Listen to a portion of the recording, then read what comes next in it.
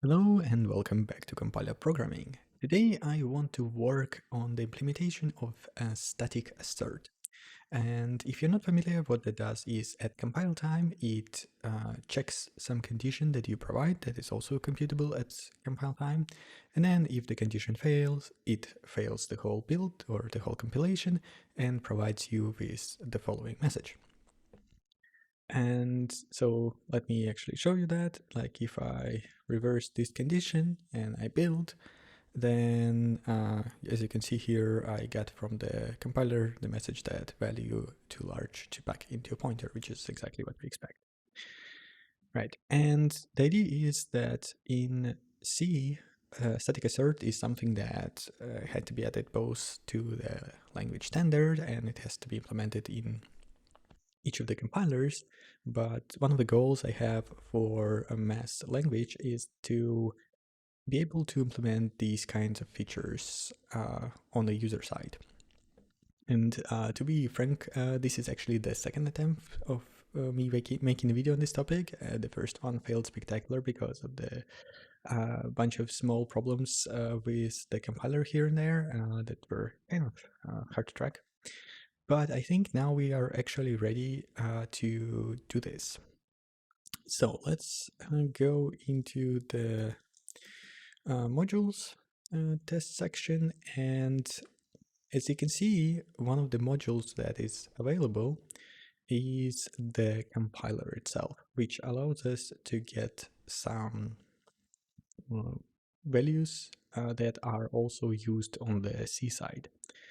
Here I'm just taking some tests enum value, but in this test we will extend this and do more stuff.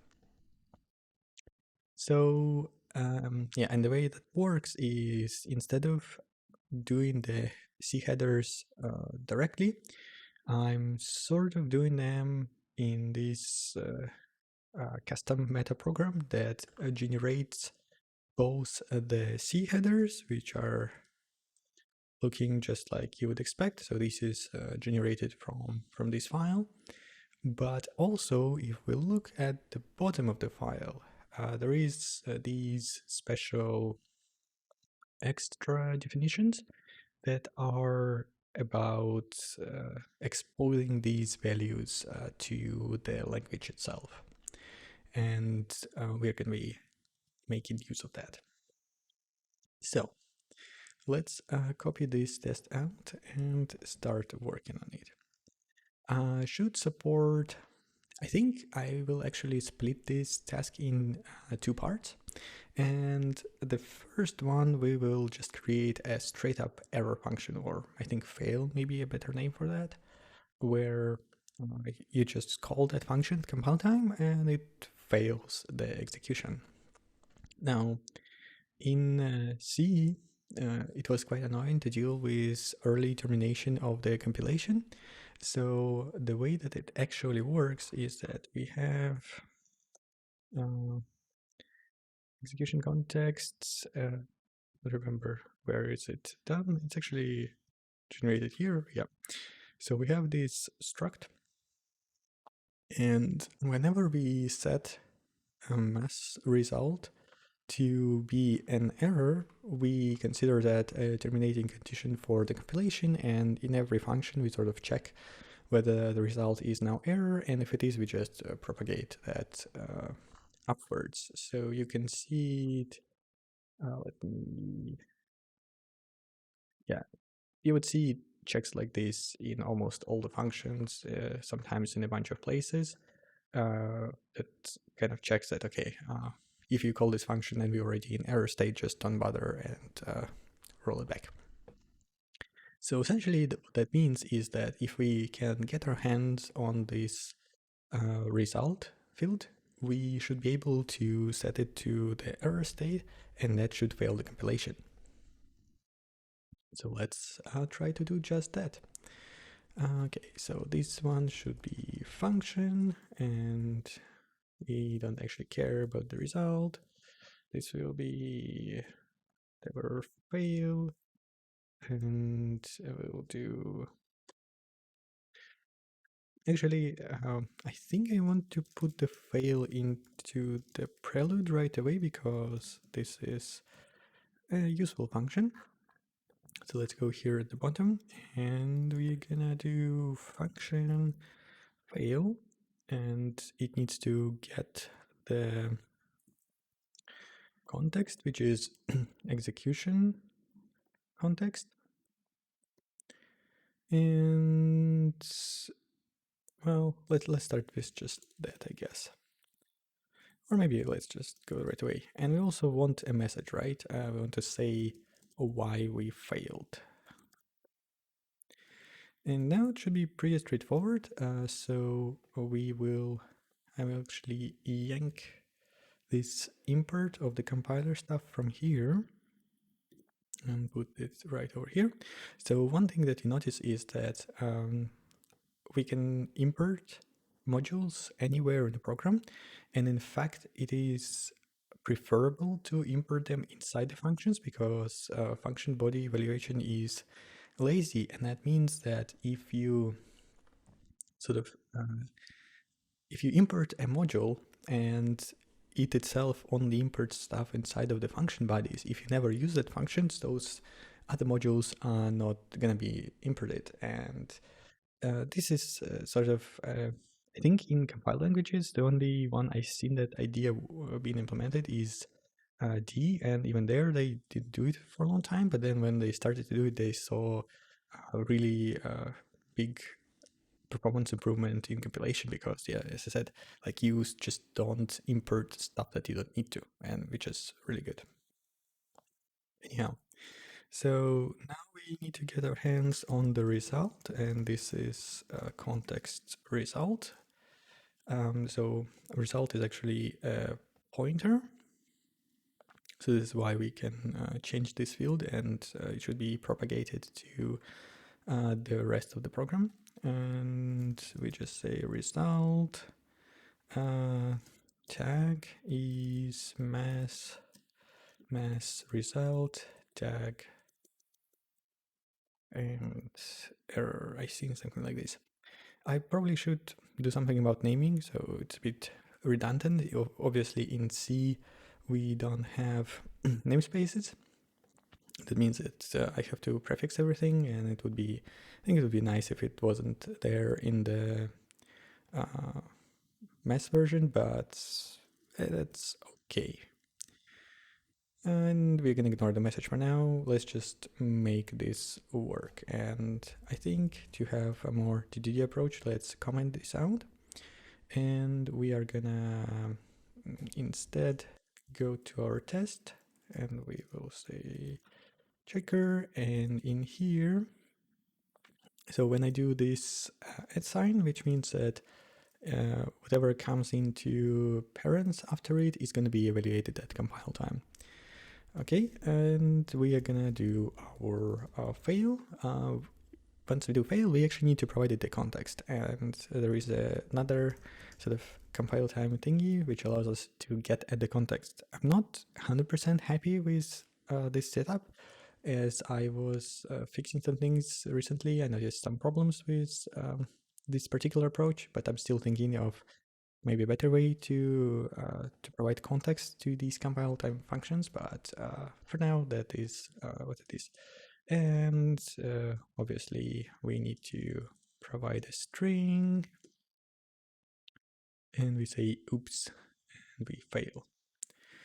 So if I did everything right, then what should happen is we should get to the situation. Let me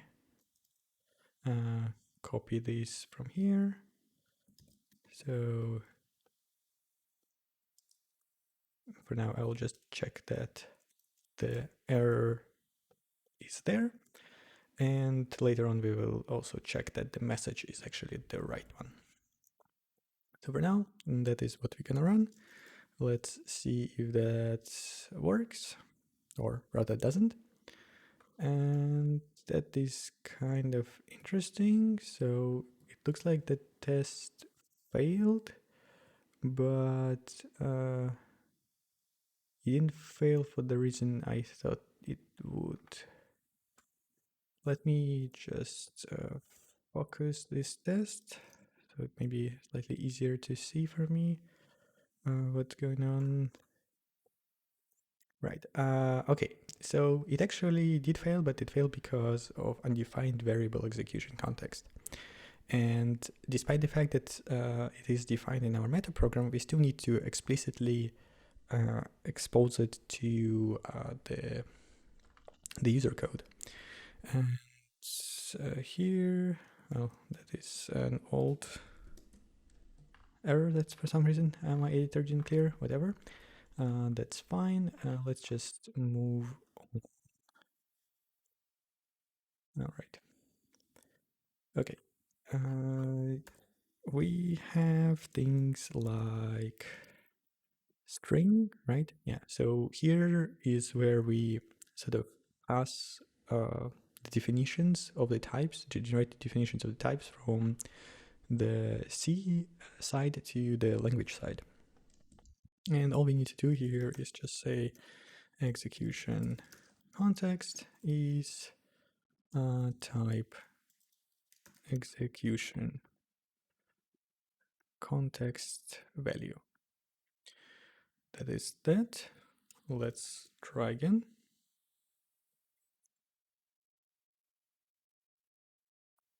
Okay, now as you can see, our test actually fails because it is expecting an error, but everything seems okay from its perspective, right? We are trying to call the function at compile time, passing these arguments. They are also compile time known, so there is no problem calling it. We look at the definition of the function itself. It doesn't do anything, so it's natural that everything works okay, and we don't actually get an error. Now we will uncomment this part of the code, and what should happen is we should change the tag here, right? And this is exactly the same tag as we are checking over here. One thing that you notice is in C, you have the arrow token, but in mass, I actually just a few days ago implemented auto dereference. So even if this variable is a pointer, I'll just automatically dereference it, and you can use dot both for pointers and non-pointer values, which is one of the most annoying things I find about C, to be honest. So every language fixes it, and I think it's a good thing to fix. Anyhow, let's try to run the tests and see where we are with them. Okay, so now we get a new error, which is good. I mean, we got an error, but it's not the error that we want. Because now it says field mass result tag does not exist on type scope. May not be the best message, but what it actually means is that if we go back into here, we are trying to access this mass result tag, but it does not actually exist because again, we have not exposed it here.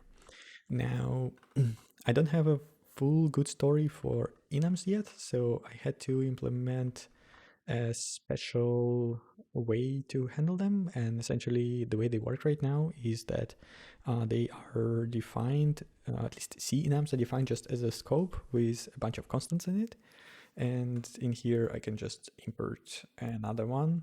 And this was the operator fixity that I pointed out at the start of the video. Here you can see we are accessing it, and we are just gonna make another one, which is mass result tag.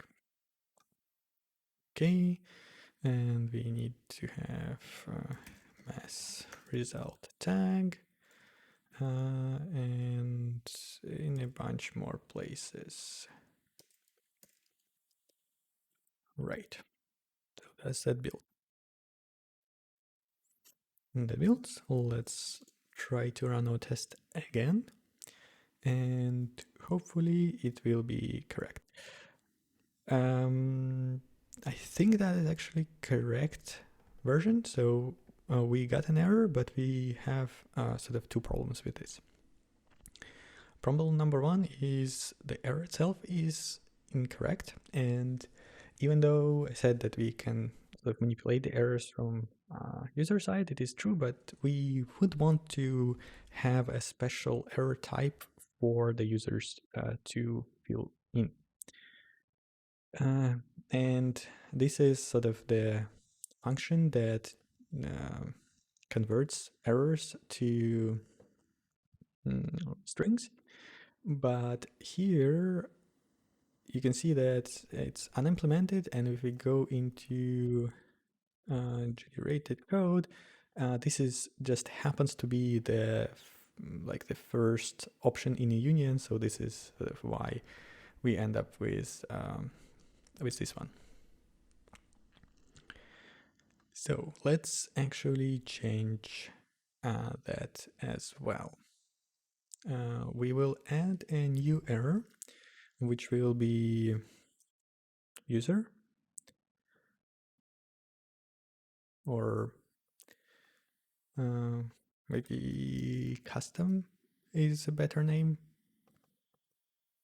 Yeah, custom is fine. And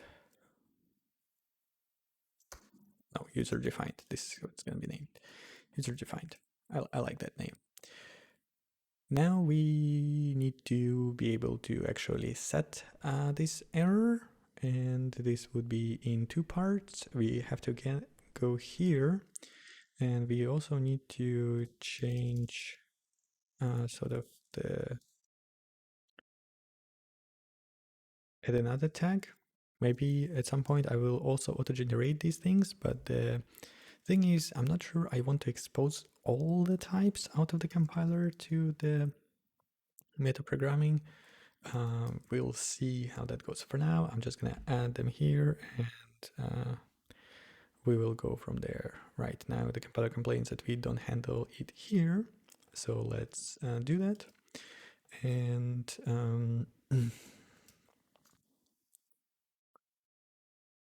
I think for the user defined, we will not even do this kind of thing. We will just directly provide, you know what, we will provide a custom name for it. This is what we're gonna do. So instead of having just an empty, we will make it like so, and we will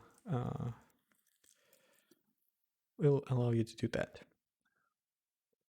We will allow you to provide the name, and then in here I will just do error name, and then like this, and error detailed message. That sounds pretty good to me. It will be consistent with all the other errors, and at the same time you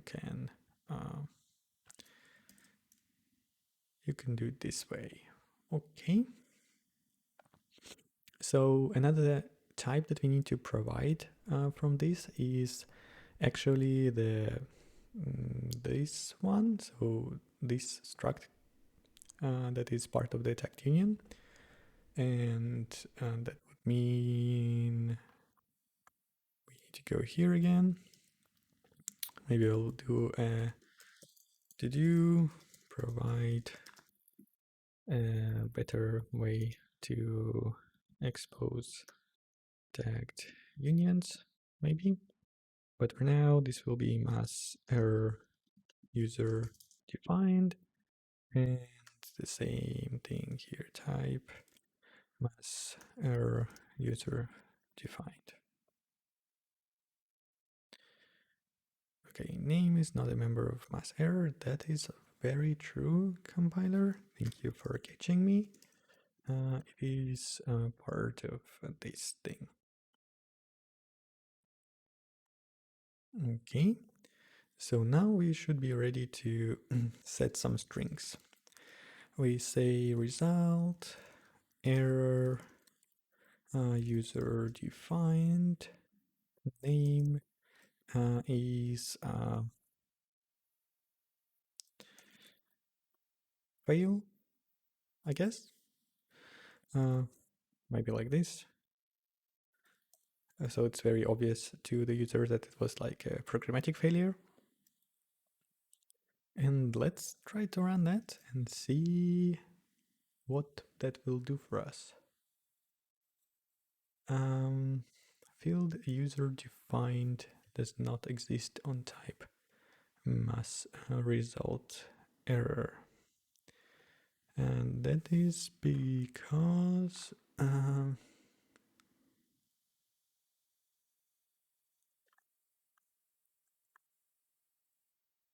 interesting. Yeah, I think I remember the problem. So the problem is here there is an extra field. Let's try that again. And we still have the same thing because we did not actually check this stuff. Mass error tag user defined, right? So we need to switch the error itself to error. We need to switch the type of error that we have, and then we need to provide a name. And right now, I don't have a good way to have like a literal assignment like we do in C. So something like, I don't know, where is this? Something like that. I don't have struct literals. I still need to think about how they need to look like. But so we have to do it field by field, but I think it is fine. Okay, let's try to run it and hope we will get the right message now. And we do. So now we actually have the fail. So now that we have this thing, we also can actually shove in the message. So that would be error detailed message and message. Let's try that. And here we go. So we have fail and we have oops. It is at the same time not great that we show errors even in passing tests, but at the same time it's very convenient to debug stuff, so I'm actually gonna leave it.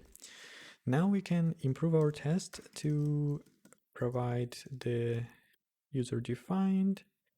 We will have user defined name is fail, and we have a error detailed message, which will be oops, right? So that is what we want. Okay, that seems good. We have a passing test, and let's do look. And the episodes, which episode are we on? We are on episode 161.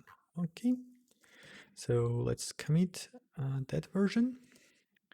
And we will say episode 161, add compile time fail function. Cool. So that is already pretty cool, I think, the way that we can fail at compile now. And as you saw, like, yes, we had to expose some types from the compiler, but eventually we will expose all the basic types, and that's going to be that. And here we can implement the failure in the user code. Like, I could write in like my fail function at any point in time, and I can do whatever I want and have any kind of failure that is interesting. Now, there is actually still a problem with this function, but I don't have a good answer to how to handle it. So we have also this location, right? And I mean, let's make a version of this, and then I will show you what the problem is. Here we can search for context. So This piece of code is what is responsible for this add operator, as you saw in the test. So this add fail and add context.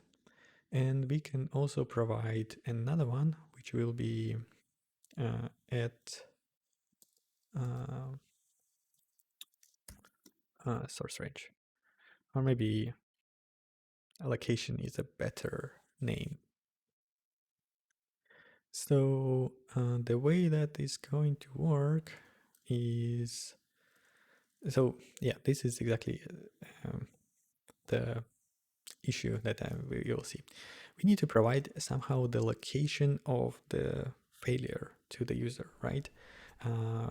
So when you call a fail at compile time, you know where it failed, and mm, the best I can do right now, which is what we're gonna do here, is we are going to make it so that it shows this location. And the reason is that I like ideally we would want to show the location of the color, but that is not so straightforward. One way we could make such that macros don't participate in this resolution, but it's also unclear. I think the best way would be to somehow maintain a compile time stack of calls, but again, that's also not something I have a good idea on how to do right now. So we'll see what will work. For now, we'll just do the following: result error source range is location.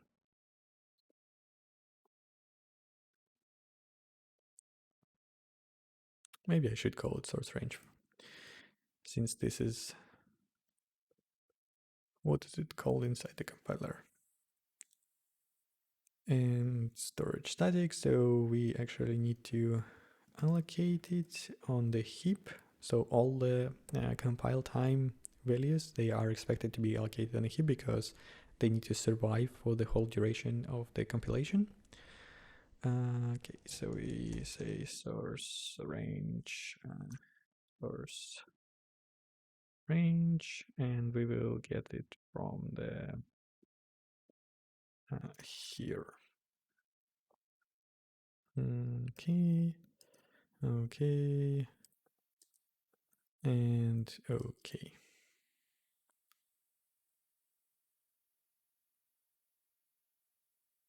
Right. Well, that builds, but let's see if that works. Okay, field source range does not exist on type mass result error. Okay, on which field does that exist then? It exists in mass error. Okay, yeah, I forgot to put error here again.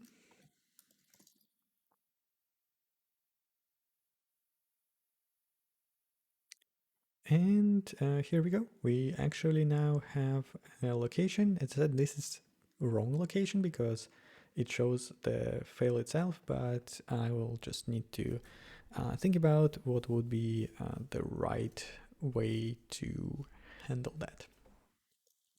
For example, the way Jai does this, I believe it's like you can do something like this, and this becomes sort of magical there in the sense that when you assign in the default argument, it gets the location of the color rather than location of the definition here.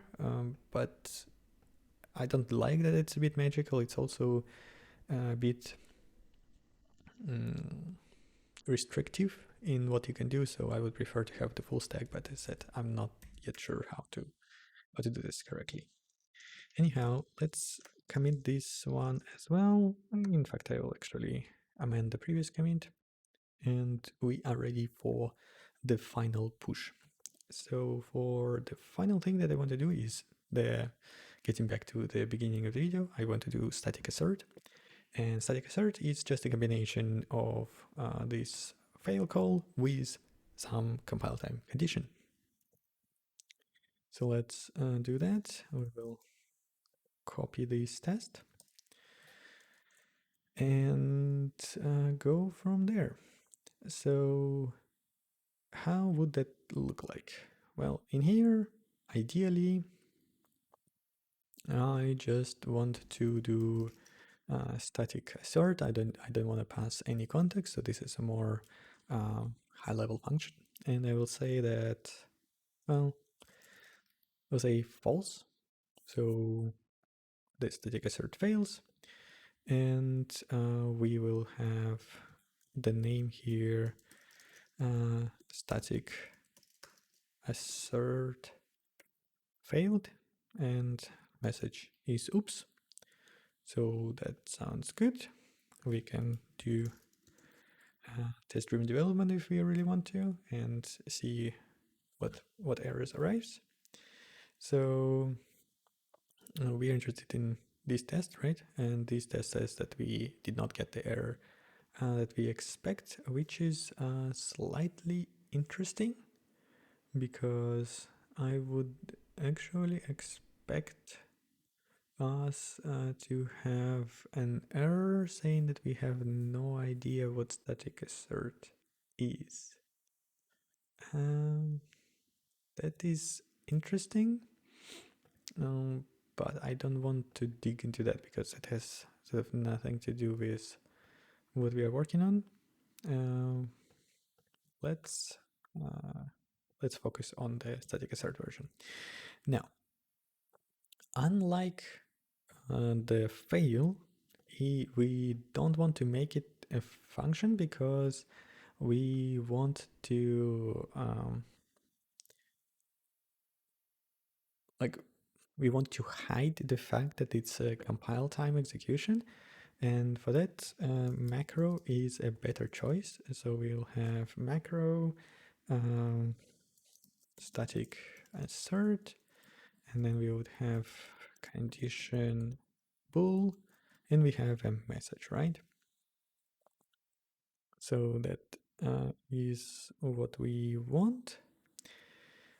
Now, in reality, this shouldn't really be condition. This should be more like expression. So maybe the right, yeah, I think the right approach, not even this kind of macro, to be honest, but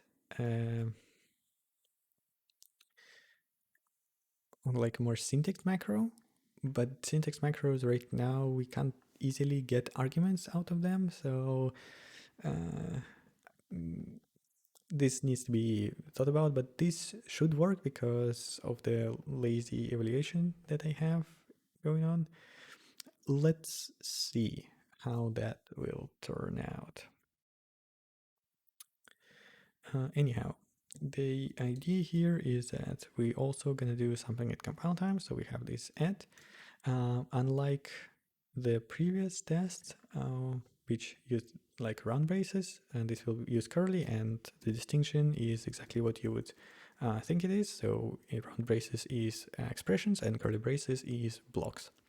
So if you want to have statements, you need to have a block. And in reality, you could sort of always use curly braces, so I might think about and remove the parentheses, because in this language, a block can return a value. Okay, so here we say if condition is false, then right now I actually don't have the not operator, so that's why I have to write condition false. And so if condition is false, then we need to do something. And what are we doing? Well, we know exactly what we're doing, right? We call our fail function, we will pass it the context, and we will pass it the message. And if I have done everything right, that should make the test pass. Let's see. And no, it doesn't. So first of all, let me rename it. We have a bunch of same name tests, so this should support um, user uh, or failing the compilation by calling fail at compile time. And in here, we should say should support static assert. Okay, let's focus on this test, and maybe we will need to get out the debugger because I'm not entirely certain what is going on. So it says that everything is perfectly okay in this function, which is kind of strange. What if I do something like really bad and I don't even have the right... Okay, this is very confusing to me. For some reason, it succeeds even if I don't have the function I want to have. What is going on?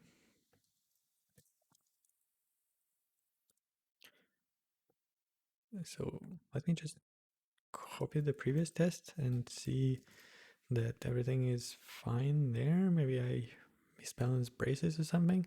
Okay, so that fails. Now we will go like this and we'll say static assert false. Oops. How are you doing right now?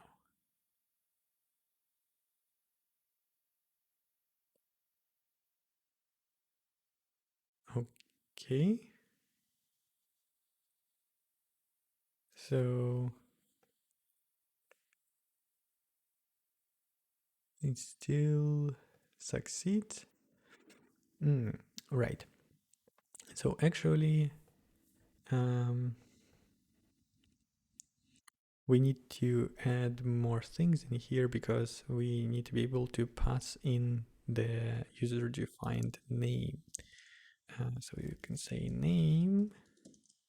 Let's see if this works. I haven't actually tried it before, so this may explode spectacularly. Message, and here we say static. What did I put in the test? Static assert failed. Well, that's gonna stress out the compilers quite a bit because default arguments is not something I use very often. And of course, everything fails quite badly. So,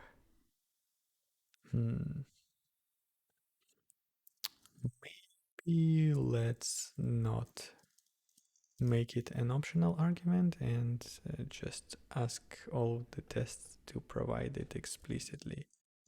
I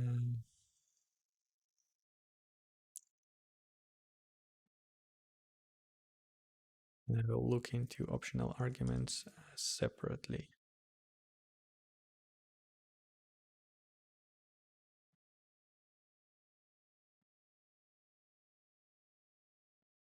Let's try that again. Oops, and static assert failed. Expected failed, got, oops. Right, I wanted to switch those around so that it's more logical that we first provide the name and then we provide the message. Okay, the test still fails because now it has the wrong I think here we can get rid of this. I don't know what was actually wrong in that version of the test, but let's see if this one is correct. And it is. We have static assert failed. Oops, and we have this stuff over here, which is great. We can remove this focus on the test, so we run all the tests. And I think that is about it. As I saw, I need to look into the default arguments. Maybe they don't really work well together with strings, but that's something I can check. And there is a bunch of just conceptual stuff to think about. As I said, I need to consider if this is okay to do it this way or not. And there is sort of a bunch of things I need to figure out with macros. There's also this compile time stack trace to get source ranges. But the point is the basic feature is now in, and it is quite compact to implement. It doesn't really require sort of compiler support besides of the base features like source range, exposing these types, which I think is a very, very good thing. And I'm looking forward to moving more of the functionality that is traditionally part of the compiler into the user land, like here. So if you watched this far, then thank you very much for watching, and hopefully see you next time with more compiler time, compiler programming.